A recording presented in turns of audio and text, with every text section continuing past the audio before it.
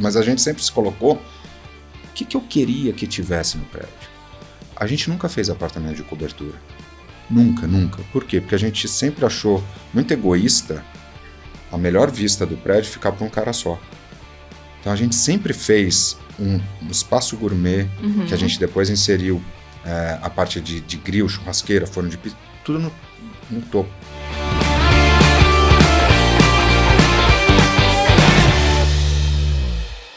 E olha, continuando aqui a nossa série Alto Padrão em Foco. Nosso convidado é o Luiz da QDI, Luiz Guilherme Ribas. E aí, Luiz, tudo bem? Tudo bem, Fernando. Obrigado pelo convite, muito feliz de estar aqui. Imagina, eu que agradeço você ter aceitado o nosso convite e, claro, a Anne vai me ajudar aqui a conduzir esse papo muito legal, porque ela que é especializada no assunto, é arquiteta, design de interiores e corretora de imóveis de alto padrão e luxo. Acompanha aí, annelise.broker.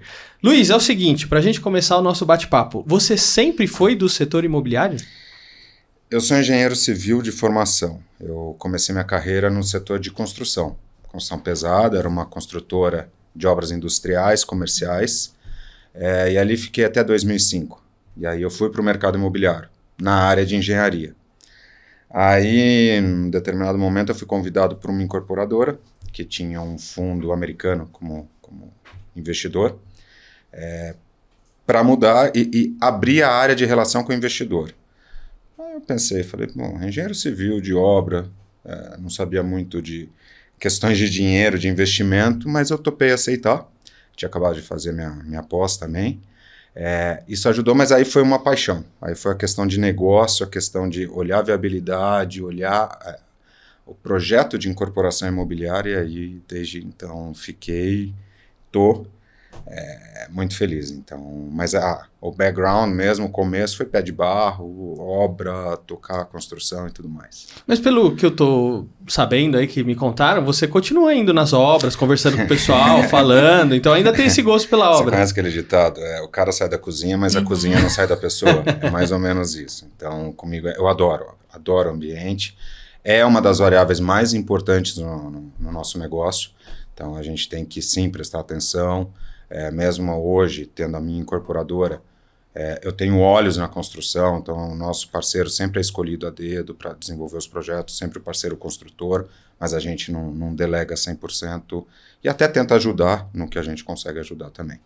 Cara, e é um desafio obra, né? Eu tava conversando com a Fernanda, que trabalha lá no marketing da QDI, e tem umas variáveis assim, tempo, choveu, não choveu, tempestade, a época que era pra chover, não choveu, a época que era pra fazer sol, não fez sol. Como é que vocês lidam com tudo isso porque vocês têm um cronograma pra cumprir? Aí, de repente, o engenheiro responsável faltou, teve problema na equipe, obra, né?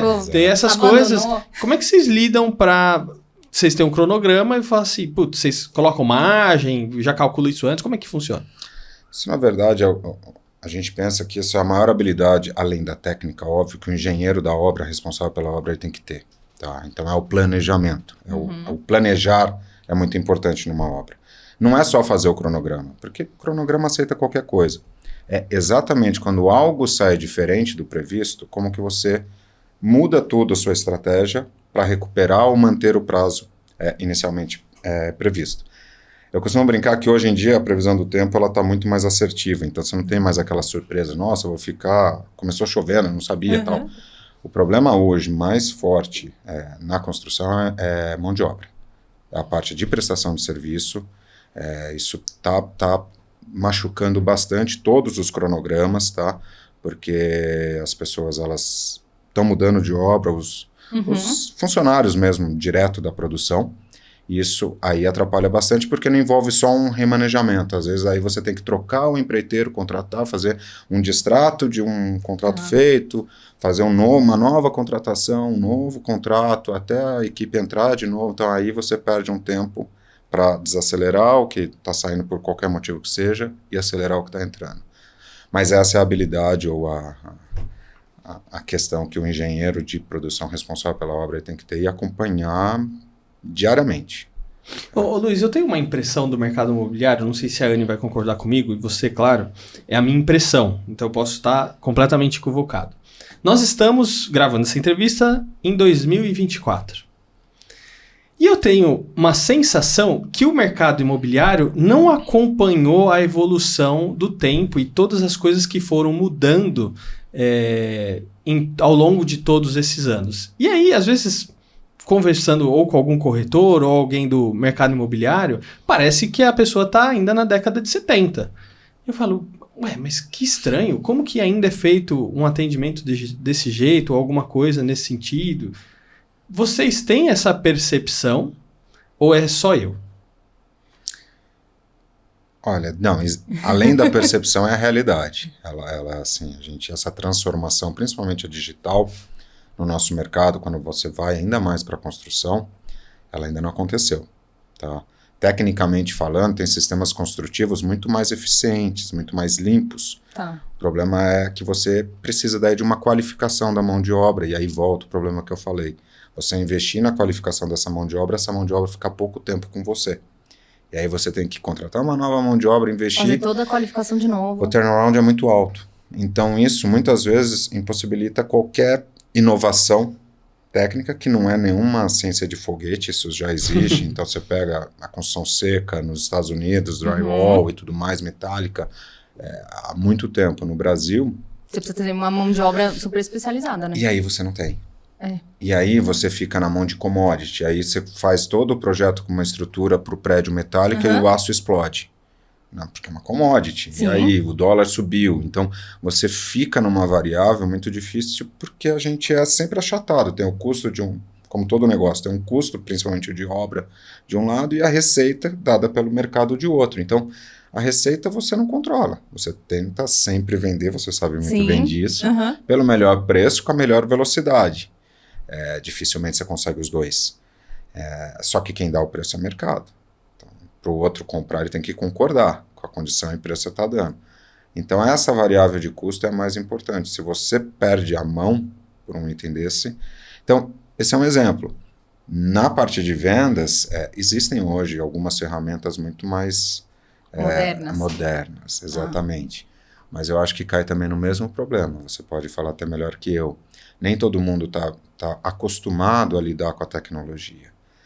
O pessoal de venda ele tem uma cultura de que o cliente ou a informação é da pessoa, e não de um processo, e não de um sistema. Então ele não gosta de colocar muito, alimentar sistemas com informações de um cara que se interessou em comprar, porque ele acha... meio que um vício. Ele acha que o outro vai roubar. Mas é porque isso acontece, não? Então. Esse é o problema, porque se fosse uma coisa assim, só na pontual, ideia, uma coisa pontual, mas acontece muito. Acontece. Então você tem que, assim, ficar de olho também pro seu. E é uma coisa que é alimentada, eu acho, nesse mercado. Dessa coisa de concorrência. Não é meu colega, ele é meu concorrente, ele vai pegar minha venda. Então eu tenho que ser mais esperta que ele nisso. E ao mesmo tempo não utiliza das tecnologias novas, né? Porque você fica preso a esse... E muito menos da colaboração, né? Porque não tem um ambiente colaborativo. A tecnologia, ela vem para fazer a informação fluir. Isso. Só que se a pessoa ela não quer que a informação flua, a tecnologia não vai entrar nisso. Por isso você vê maioria das incorporadoras hoje com house, com equipe própria. Porque aí ela coloca a tecnologia, o cara está lá para trabalhar, então ele sabe a condição, ele escolheu. Por outro lado, ele tem o cliente que vem. Então, aí você vê esse processo acontecendo. Melhorando, mas assim, é difícil. Gradativo. Mesmo, porque é um vício. Sim. Você falou, Ani, é verdade. É um vício porque sempre foi assim. Então, é difícil mudar as coisas. E é muito forte essa cultura no mercado, eu acho. Pelo que você falou também. Porque existe essa questão de ele colocar a informação e o outro aproveitar desta informação para concluir a venda. Então, quando eu falo... é uma coisa que não devia ser normal, né? Mas claro que não. E aí você fica preso no... Putz, então eu vou fazer do jeito antigo porque é o que dá certo, mas também tem que inovar um pouco, né? Nessa parte e hoje, de tecnologia. A tecnologia, ela consegue fazer a gente gerar muito lead, o famoso lead. Tá? O desafio hoje é gerar lead de qualidade. Isso, qualificado. Mas em quantidade é muito fácil. Antes você não tinha isso. Sim. Você não fazia uma postagem no Estadão. Não, quantos folhetos você tinha que distribuir para ver um cliente? 50 caras por dia. Então hoje tem 50 pessoas, 100 pessoas por dia. só que sem qualidade. Uhum. Então, também o corretor ele entrou numa esteira de que assim, ele sempre tem cliente para ligar. Isso, na minha visão, está fazendo o corretor perder a vontade de vender. E o foco, né? E o foco. E tudo. Então, ele está entrando numa rotina de só ligar para lead. Isso. Às vezes é um telemarketing. É isso. É um telemarketing de isso. construtora. Não, vamos dizer tipo assim, às vezes vem aquelas listas, né? O pessoal liga pra essa lista. Mas quem que são essas pessoas? Não importa, Sei lá, né? liga. Às vezes tem alguém que vai... Não, mas aí... Tem uma uma roleta analogia, de tem uma sorte. analogia de um amigo meu que ele trabalha com retenção de alunos nas universidades. E eu adoro essa analogia que ele fez. Ele falou, Fernando, você tem dois caras. Um cara que atira de metralhadora. Ele vai numa praça, pá, atira de metralhadora. E aí mata, cai um, cai outro, não sei o quê. E você tem o sniper. O sniper, ele é mais caro. Mas ele vai lá e ele mata o cara que precisa matar. Ele é eficiente. Ele é eficiente. Exato. Ele vai gastar uma bala só, ele vai demorar 20 minutos, mas ele... Entendeu? O cara da metralhadora, ele gastou um monte de bala, um monte de energia, não sei o quê, e matou gente que nem devia ter matado. É isso aí. Então, não sei se é tão bonita essa analogia, né? Que é horrível, né? Falando de matar, atirar. É verdade. Mas é uma coisa que você traz isso pro mercado, cara, na questão da eficiência. Entendeu? Cara, vamos ser mais eficientes. Mas peraí, eu vou conversar com esse cara pra quê? Ele é o perfil desse imóvel, ele tá interessado. Primeiro, ele entrou em contato com a gente, não entrou. Como é que funciona? Se não vira operadora de telemarketing. Oi, aqui é da operadora né? tal, não sei o quê. Você quer tá assinar, ligando, não sei né? o quê. Mano, eu nem pedi, nem tô procurando esse tipo de coisa, né, cara? E assim, em horários às vezes inapropriados, que você na verdade está atrapalhando a pessoa. Então você está invadindo inclusive a privacidade de uma possível pessoa que poderia ser sua cliente, seu cliente.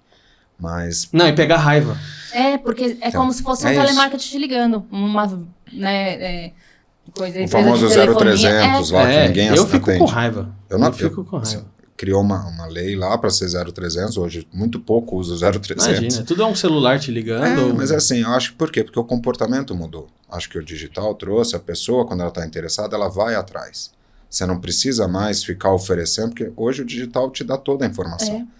Só que ainda a indústria não entendeu, ou entendeu, mas não sabe fazer da maneira que atualmente precisaria ser feito. Isso até para o nosso mercado. O maior desafio nosso nas conversas com a agência, a Fê tocando isso, cara, como que a gente consegue chegar nesse cliente de forma digital? E a verdade é que assim, ninguém tem a receita do bolo. Porque se tiver, esse cara tá trilionário. E ele não vai ensinar. Mas nem precisa. Ele Porque vai esse cara vai ganhar. ganhar tanto dinheiro. Porque assim, é difícil ter essa regra. Sim. Não sei nem se é possível. Mas é porque o comportamento digital, ele te dá uma amplitude tão grande que é difícil você ser sniper num É digital. muito difícil.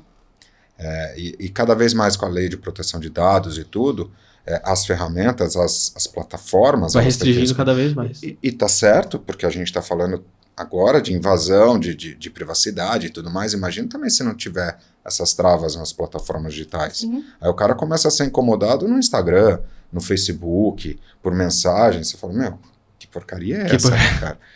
Então... Luiz, agora eu vi um vídeo seu falando que uma das coisas, um dos princípios da QDI é de fazer diferente. E aí, como é que a gente inova ou faz diferente num mercado tão competitivo que é o mercado imobiliário e, quem sabe, vou até arriscar dizer, um mercado sobrecarregado? Porque assim, o que eu não falta ver aqui nos lugares é lançamento. Tá um boom Quando grande nos de... lugares, assim, tem aquela rua, eu esqueci o nome daquela rua na Ana Rosa ali, que a gente sobe, que tava até todo esburacado, eles recapearam tudo. Eu sei. E tinha, assim, 4, 5 pra lançamentos chegar, na mesma rua. Eu falei, meu Deus, que loucura tá isso aqui, né? Então, como é que você faz diferente? Você sabe que o nosso mantra na QDI, desde que a gente nasceu, era a QDI, na verdade, é Quadra Desenvolvimento Imobiliário. Tá? E a gente colocava que o nosso mantra era ser simplesmente diferente. Por quê? Você falou muito bem, Fernando. Nosso mercado está cada vez mais competitivo. O mercado de incorporação não tem barreira de entrada. Então, é o funding, é o financeiro. Então, qualquer pessoa pode incorporar.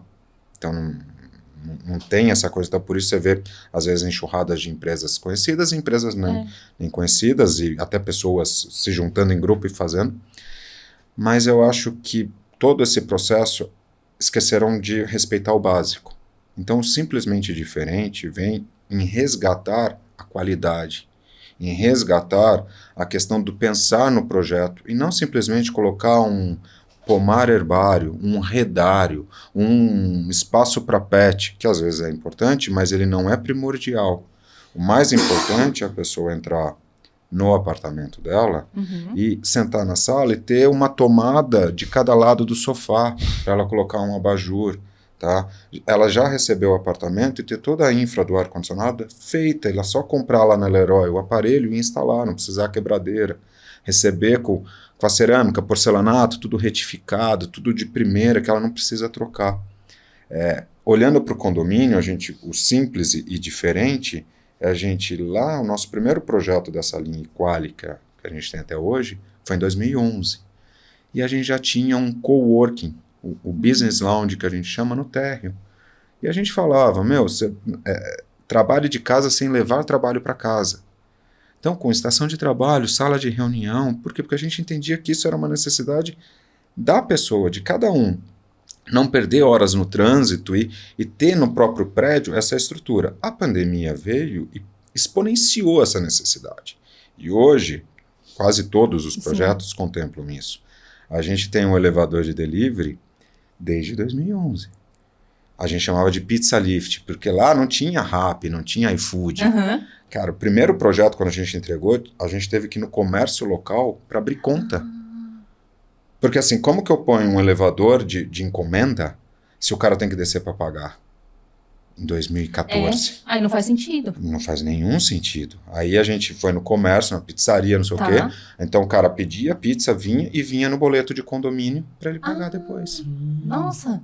Aí veio o iFood, veio o Rappi, aí facilitou tudo. Com certeza. Você paga hoje por já WhatsApp. paga direto, Então aí Pix, chega tudo. lá pizza, farmácia, supermercado, qualquer coisa, o porteiro recebe, coloca no elevador, chega no seu andar. Mas de onde foi essa ideia de fazer um elevador de delivery? A gente sempre pensou... Mas é um elevador normal ou é um menorzinho só pra você pôr... Não, é um menor, não é de pessoa, nem pode só entrar de pessoa, carga. tem uma série de segurança, até por conta de criança, para criança não conseguir sim. entrar, pet entrar, essas questões. Porque eu tô imaginando os caras pondo o cachorro lá, Não, dê banho no seu cachorro. Não pode, tem uma regra. Então, o porteiro ele coloca a encomenda e põe lá, sei lá, apartamento 83. Aí tem uma digital cadastrada. Então, só a digital legal. do 83 lá no 8º andar consegue abrir.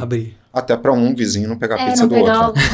A gente tá falando que isso ia ser engraçado, hein? O corretor pega o cliente do outro, vai que o vizinho pega a pizza do outro. Mas da onde veio? Da onde vem esse nosso pensamento? A gente sempre olhou e falou assim, cara, se eu morasse nesse prédio, a gente faz apartamento de 1 e 2 dormitórios. Hoje eu não conseguiria morar porque eu tenho 2 filhos, uma esposa, então fisicamente ia ficar bem apertado. Mas a gente sempre se colocou, o que eu queria que tivesse no prédio? A gente nunca fez apartamento de cobertura. Nunca. Por quê? Porque a gente sempre achou muito egoísta a melhor vista do prédio ficar para um cara só. Então a gente sempre fez um espaço gourmet, que a gente depois inseriu a parte de grill, churrasqueira, forno de pizza, tudo no topo. No rooftop, dos prédios. Que hoje é bonito falar rooftop. Então, mas isso eu estou falando lá de 2011. Primeiro projeto que a gente concebeu.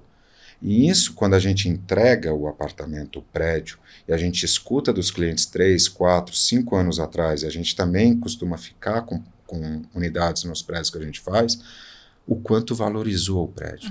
Financeiramente e socialmente, de convívio. Como o coletivo, né? As pessoas ficam felizes e acabam reservando o espaço gourmet lá em cima e a gente sempre entrega. Hoje está mais... Eu preciso ver nos próximos, a gente vai mudar ou não. PlayStation. Todo mundo falava, cara, mas por que PlayStation? Eu falei, cara, porque às vezes você quer chamar um apartamento de 40 metros, você quer chamar 2, 3, 4 amigos para jogar, comer uma pizza. Tá ali. Cara, no seu apartamento vai fazer uma bagunça, a sua esposa pode estar dormindo, espaço, pode, às vezes. Pode atrapalhar, exatamente. Então você sobe, vai jogar lá. Tem música, tô falando lá atrás, né? Mas hoje também tem esse apelo, mas o conceito a gente não perde. Então tem que usar a tecnologia para fazer isso ser maior ainda. Então o simplesmente diferente, ou ser simples, na verdade, é olhar para o cliente e respeitar, por exemplo, os R$25 mil que ele paga por metro quadrado nos jardins da nossa unidade. É ele olhar e falar assim, Cara, gostei. Me entregaram com chuveiro. Porque a maioria não tem Não. chuveiro. A gente entrega com chuveiro. Tem aquecedor de passagem, não é chuveiro elétrico, mas a gente faz questão de colocar e de primeira linha, de marca boa. Tá, não vou falar aqui para não fazer. Mas pode fazer, eu não ligo não. Tô Porque aí brincando. depois eu vou lá, eu mando um boleto pra eles. É isso aí, cobra. Mas é respeitar. Então, essa questão, até a gente na época, a agência falou, isso é uma cacofonia. É simplesmente diferente. Mas a gente falou, cara, mas é o que a gente é.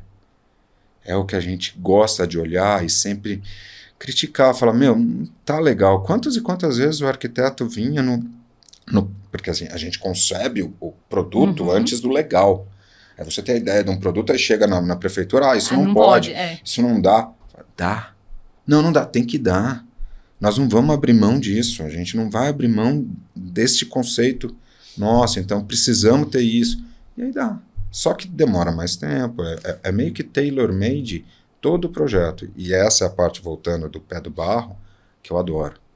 Eu adoro. Então, a gente tem que ouvir o mercado quanto a produto. 1, 2, 3, 4 dormitórios, mas os detalhes é toda a nossa equipe, junto com a equipe de arquitetura, pensando na melhor solução para o cara que vai morar. Que é isso que importa. Sabe o que você está falando, né? Uma coisa que eu estou pensando aqui, como um todo, daquilo que você está comentando, é não olhar para o bolso do cliente, entendeu? Porque assim, eu acho que o mercado imobiliário, de uma maneira geral, ele é um mercado transacional.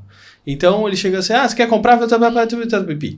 Acabou, e você nunca mais vê o corretor na sua vida, não sabe nem depois, esquece quem foi a incorporadora que fez seu prédio, esquece tudo, não sabe. Você só vê a plantinha, o cara vê a plantinha. Vê a plantinha ali e tal. Ou seja, é transacional. Entendeu? Você quer comprar isso, não sei o que, tem dinheiro? Não tem? Então, tchau, até logo, um abraço. Quando você faz isso, você vai além de olhar para o bolso do cliente. Você fala assim, não, mas peraí, o cliente ele quer o quê? Ele está precisando disso aqui, não tá? E é aquilo que você falou que me chamou a atenção. Pera, eu moraria nesse prédio? Se eu morasse nesse prédio, o que eu gostaria que tivesse nesse prédio? Porque isso vai atender minhas necessidades? Ou isso é só uma coisa que vai estar aí, né? É uma moda? Não que a gente não tem que olhar para as tendências e para aquilo que está acontecendo. Mas tem que adaptar. Mas eu acho que a gente vai adaptando e vai enxergando, né? Com certeza. Não sei se... Porque tem ambientes, às vezes, que não fazem muito sentido para... Um ambiente só para você ter é um gasto, né? É algo que você nunca vai usar. Então, esse cliente que vai morar num de 2 dormitórios, talvez ele não vai precisar de uma piscina, tipo, parecendo uma praia, não. Que vai ter um custo de manutenção muito grande. E aí é a escolha que a gente faz. A gente leva a piscina para o rooftop. Claro, em cima do prédio, a área de piscina é bem menor. Mas o cara, exatamente isso, ele não quer uma raia para nadar. Ele quer, na verdade, uma vista bacana, ele quer sol, ele quer tomar sol. Isso. Sabe? Não é aquela piscina escondida na sombra. Que daí tem que aquecer, porque não bate sol. E se ele quiser piscina olímpica, vai em outro... Porque você tem várias opções, ainda mais em São Paulo. O que eu falo, Fernanda? Assim, a gente tem um projeto, por exemplo, ali nos Jardins, que é só de um dormitório. Tá. Então não é um perfil família no sentido de ter precisar crianças. Toda essa área de lazer. Ter criança. Dificilmente vai ter uma criança morando, porque são apartamentos de um dormitório. Tá? Eu canso de ver prédios assim como brinquedoteca. Não tem nem, né, não vai usar. A gente não tem brinquedoteca. E tem cliente que chega e fala, mas você... Não temos. Talvez se fosse um empreendimento com 4 dormitórios, aí faz sentido. Com certeza. Então, isso é você adaptar e escolher as reais necessidades de cada perfil de projeto. E não simplesmente fazer um checklist independente qual produto você está fazendo. Tem que ter pomar herbário. É legal, só porque é bonito. Porque o que você falou é verdade. Tem tendências que a gente tem que respeitar e adaptar. Mas dentro do nosso conceito. Então, a gente sempre vai olhar com aquele nosso olhar de faria diferença. Se eu morasse aqui, o meu dia a dia seria diferente por conta disso? Sim, vamos tentar desenvolver. Não faria diferença. Vamos jogar para o plano B, vamos dar prioridade para o que de fato faz diferença. Porque hoje as áreas estão cada vez menores. Então, o desafio arquitetônico e técnico é cada vez maior. Então, para você conseguir a maior eficiência de projeto sem prejudicar o dia a dia do cara que vai morar lá, É um baita desafio. E só para completar isso, o que isso faz para a gente? A gente tem cliente que já tem unidades em 5 projetos nossos, o mesmo cliente.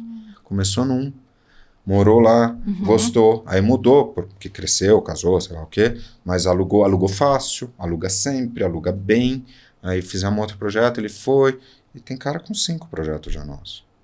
Então, é um diferencial que às vezes não é imediato, Sim. esse retorno. A gente tem dificuldade, sim, porque é muito bonito isso tudo que eu estou falando, mas custa mais. E óbvio que eu não consigo colocar no preço. Tá? Depois o cliente, depois da unidade pronta, ele vai revender, ele consegue esse upside de preço. Eu não, porque a gente vende na planta, na obra, no negócio de incorporação, ele começa, reproduz e morre. Então esse benefício fica para o cliente e a gente tem maior prazer disso, que fique mesmo. Então, para a gente é bem prazeroso quando a gente tem esse retorno da valorização da unidade. Mas no nosso negócio de incorporação a gente não consegue. Mas você constrói um relacionamento de confiança no longo prazo. Que é isso que importa para a gente. Eu acho que hoje, ano que vem, a gente faz 15 anos de mercado, QDI. Eu costumo dizer que no Brasil, fazer 15 anos de empresa já tem que soltar rojão. No nosso mercado, então, que ele é muito cíclico e apanha pra caramba, com oscilações de juros e tudo. Fora as leis que surgem, muito que grande, afetam, que muda, não sei e o quê. que, assim, é muito desafiador.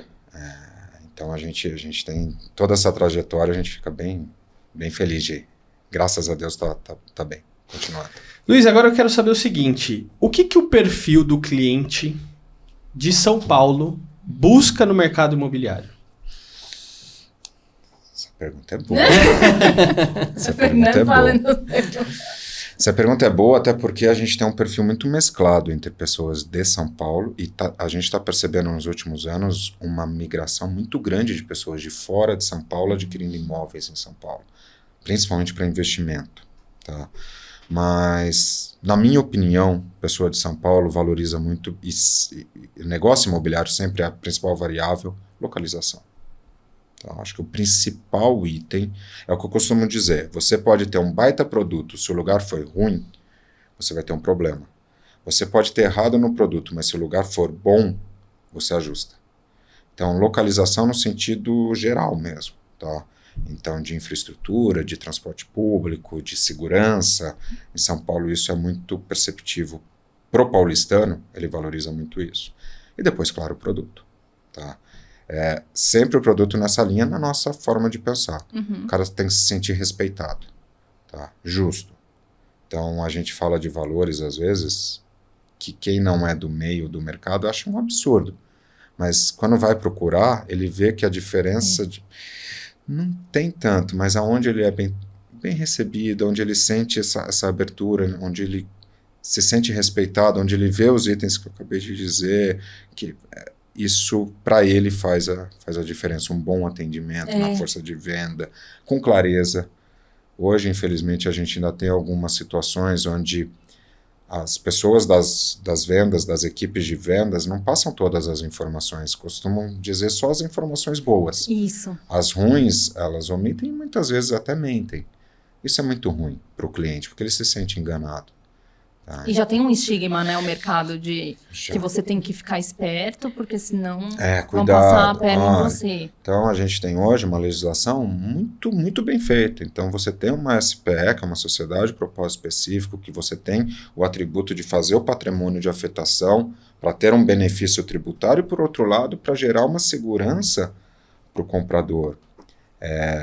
Mas nem todos ainda... fazem desta maneira ou deixam claro desta maneira. E eu acho que em São Paulo ainda mais o público fica mais desconfiado, sabe? Porque a gente tem que estar todo tempo, né? Assim, em tudo. Você vai no transporte público, você tem que estar atento. Você tá andando na rua, você tem que estar atento. Fica sempre tenso. Né? Você vai num shopping, você tem que ficar pesquisando para ver se o vendedor não tá te passando a perna. Então... Você vai numa loja comprar, mas antes você entra na internet para saber o preço, para ver se a pessoa da loja não vai te enrolar. Você fala, olha que loucura. Então, que às vezes em outras cidades não tem tanto isso. Exato. É porque aqui é muito impessoal, eu acho. Então, mas pro paulistano, de forma geral, é localização, depois produto. E preço é o quê? Tem uma coisa que eu ouvi que uma vez uma pessoa disse que é... Não lembro quem me falou isso, mas...